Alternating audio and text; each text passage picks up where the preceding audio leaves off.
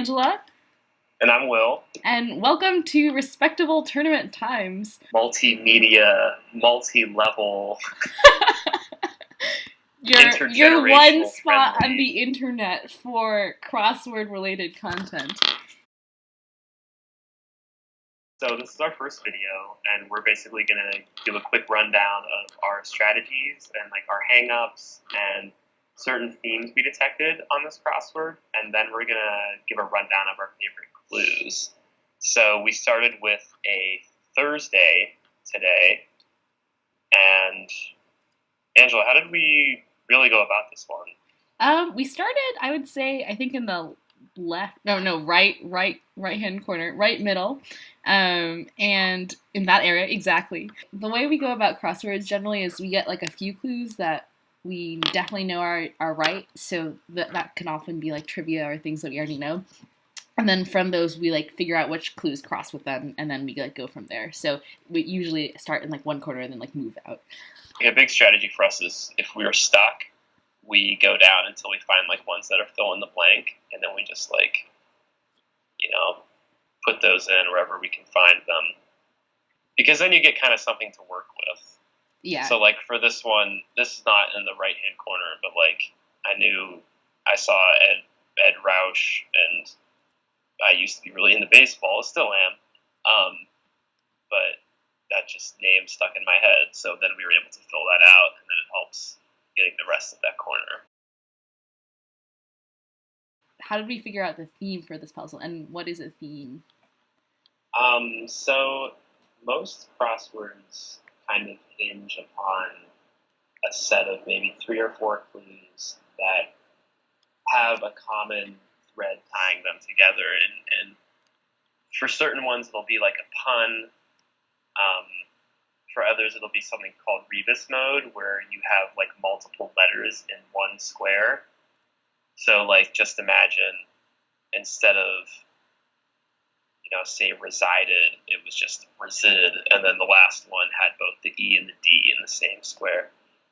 For this one, though, it revolved around Robert De Niro, which we kind of figured out slowly, because we got on and there was just all these things about like so-and-so's work in whatever year, and we slowly figured out that it was an actor, and then we fit in Raging Bull, which then got us to De Niro, and that sort of helped fill out some of the puzzle that we were confused with. I have seen very few Robert De Niro films, so it was sort of like we got like part of the name, and I was like, oh, like I've heard of Goodfellas. Like I've not actually ever seen Goodfellas, but I've heard of Goodfellas.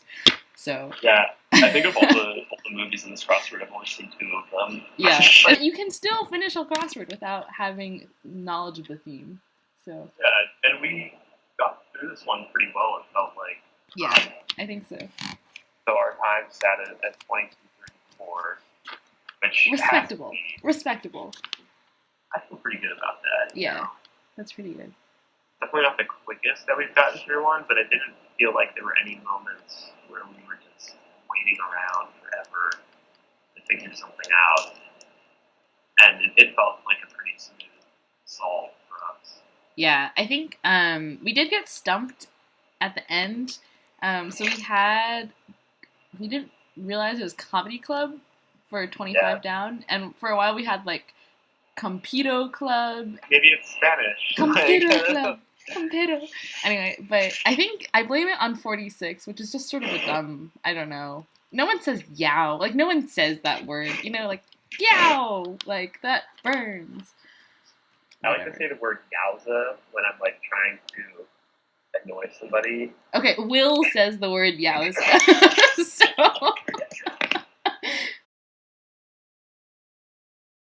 I think the next thing that we should talk about is, like, we're going to have a recurring segment on these where we talk about our favorite clues. And a tradition that we used to do was something called signing clues, which was like, I don't know, how did that start? We used to do crosswords on paper, so we got free subscriptions to the New York Times from our liberal arts college. We had the paper versions, and so we would just do them, and then we'd do them in groups, and everyone would contribute, and then you would sign like your favorite clue. So that was super fun. And we can't sign them online anymore, so we just talk about them, I guess. Yeah.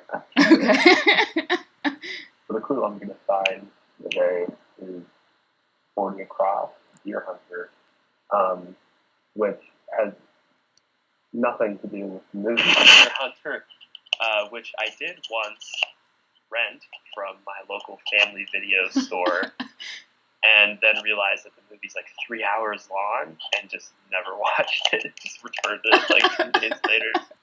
Took the dollar hit on that. But Deer Hunter is also a name of a band that I really like. They're from Georgia. They're fronted by this awesome dude named Brad Cox, and I have tickets to see them actually for free on Saturday. Angela and I might go to, and I just thought that was like really wild that like they popped up in this, and I've been listening to them, especially this track right here, Desire Lines, which is just completely awesome. Ooh, play a few seconds. I don't know if they'll come through. It's a bit of a slow burn. I don't know if it's going to come through that well. I can hear it. It's a little fuzzy. Yeah, you guys should check that one That was out. exciting. What was your favorite? Yeah, a really serendipitous thing that came up today was blogs as well. So 31 down. So I know how perfect how is that? perfect is like... that? That's so good. That's so good. Anyway, yeah, in our first video ever for our blog about crosswords, we get a clue in our crossword about blogs. So this is very auspicious. Like the this is true good. open, yeah. This is where it's at. Wait, you had another one that you wanted to talk about. Oh yeah. Oh yeah. You're from Ohio. Of Oberlin, Ohio. So I was born and raised around Youngstown, Ohio, in the Northeast, and used to play tennis in high school. And every year, I used to go to this like Northeast Ohio District Tennis Tournament with my high school team, and it was always held in Oberlin, Ohio, which, of course, is the cutest towns you'll ever go to. It has a fabulous college that I know almost nothing about, but I'm really excited by this burger place that they have in Oberlin. I just had this like gigantic burger with like, a huge like actual burger part, and there's like ham on it, and like Swiss and bacon and avocado. It was just like heavenly. Oh. And then so I would like eat that gigantic burger, and then the next day I would play tennis, and usually I would lose, and probably because of the burger, but honestly I don't regret a single thing, because here I am like 7 years later talking about this burger. You had another one that you thought was cool. It was kind of like Chicago related too, right? Yeah, 35 down. Oh yeah. Obama's Education Secretary Duncan, or Arnie Duncan. I was really excited about this clue because Arnie Duncan is from Hyde Park, which is where Chicago is, which is where we went to college. And like he grew up in Hyde Park. Like he went to like the elementary school and like the secondary schools that were associated with Chicago. I was like listening to a podcast. So David Axelrod has a podcast called The Axe Files. And like a few years ago, I was like listening to The Axe Files because I had a job at the library that was very menial and maybe like I had to scan books for 7 hours a day. Not 7 hours a day, 7 hours a week. 7 hours a day would be a lot. And so I like listened to the Axe Files, and one episode of the Axe Files had David Axelrod interviewing Arnie Duncan, and Arnie Duncan revealed that he played basketball in Bartlett Gymnasium, which today is Bartlett Dining Hall, which is where the first crossword was ever done for Hoover House. So, like, we would have, like, our house table. So, like, they have these, like, gigantic long tables at Chicago. And, like, everyone eats, like, their meals there. Very Hogwarts style. And we would do, like, crosswords at the tables. And, like, Arnie Duncan played basketball in that previously gymnasium dining hall, which is awesome. Like, that's so cool. Wow. So many great things have happened at Bartlett Dining Hall. Yeah, Arnie so Duncan. many sweet potatoes have been consumed. That one time that they had the amazing chicken nuggets Oh my my freshman gosh. year, and me and my friends Bobby and John got like 5 helpings. Oh my gosh. Wow. Yeah. Really, really So many some of the memories. most pivotal moments of my life. And I didn't even know it. It's so true. Oh. Yeah, I guess wrapping up this puzzle, we liked it. It was pretty fun. One thing that we thought was kind of nasty, though, was this constructor's use of the answer teat No. as milk dispenser, which just That just makes me gross. feel a little queasy Ew. inside. I don't know. And it's like Something right about next to ass too. that word. Yeah.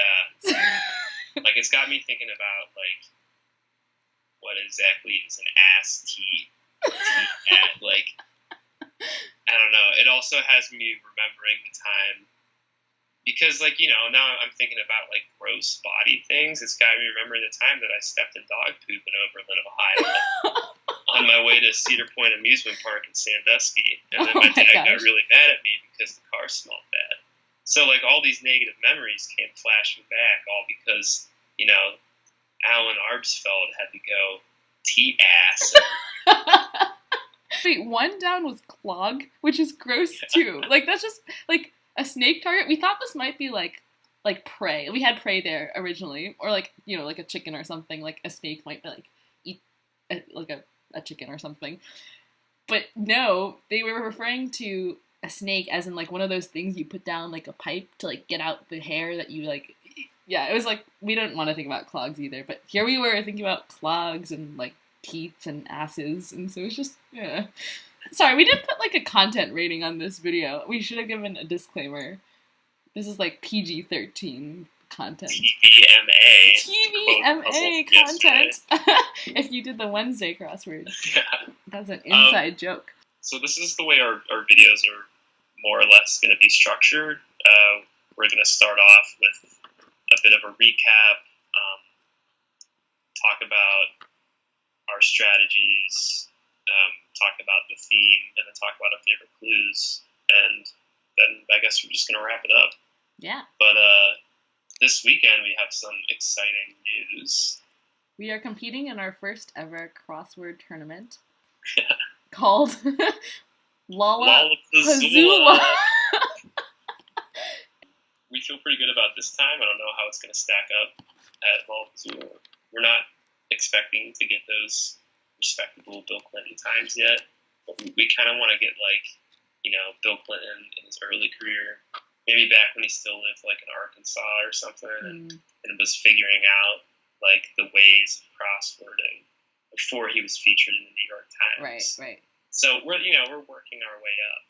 Right. We are relatable and approachable crossworders. Yeah. That's our goal. But not quite respectable yet. Not quite respectable. No. Maybe next time. Next time. Tune in. So yeah, check us out next week. We'll have another one of these up, and maybe some dispatches from the tournament. Super. And yeah. Thanks for tuning in. Thank you. Wait, we have to have a theme. Let's do it. Ready? That's the New York Times jingle that plays when you solve a crossword. All right. Have a good night, Will. Bye.